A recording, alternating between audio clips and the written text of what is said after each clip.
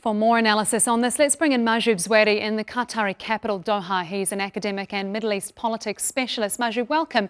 So Iran is offering to dilute its enriched uranium, sending its top security official to Oman. This is looking like significant progress on the diplomatic front. Why is that so concerning to Netanyahu?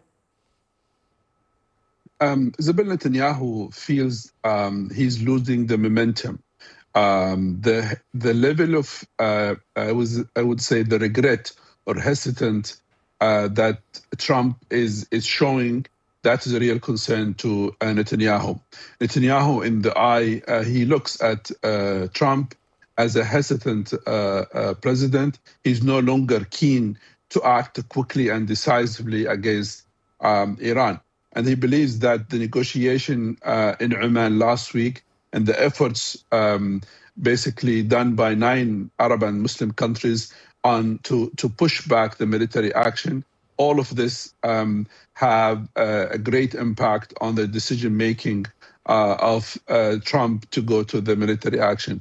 For all of that, he decided to go quickly to meet the President Trump.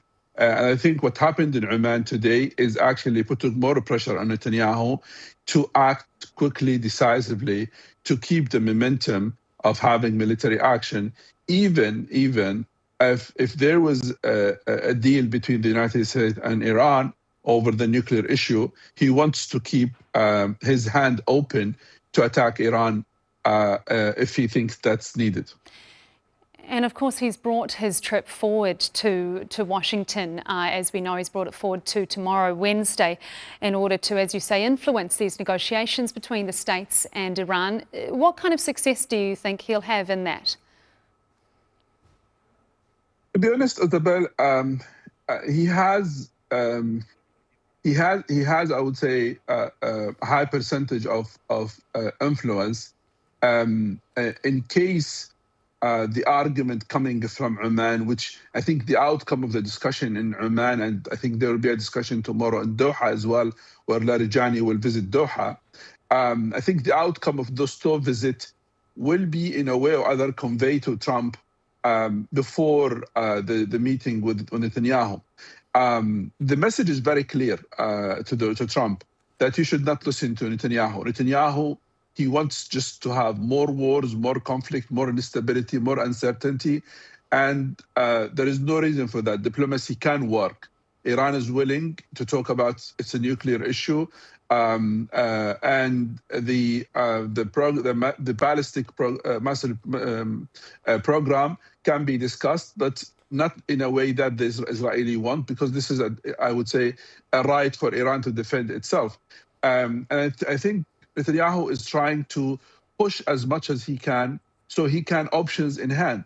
And I think one of the latest news we are receiving, that he wants to have his hand open to hit Iran whenever he wants, even if there is a deal between the United States and Iran. Isabel, let's not forget, Trump administration and him personally, he was keen to have a deal with Iran where even some sanctions will be removed.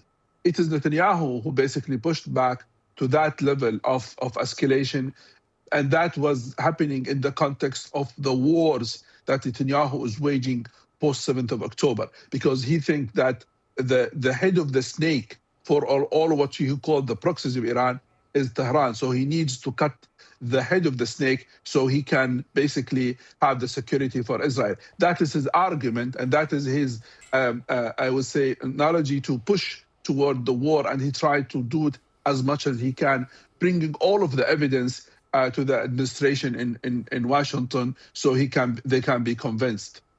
Mahjoob Zweiri, academic and Middle East politics specialist, thank you so much for your time and analysis. Thank you, Isabel.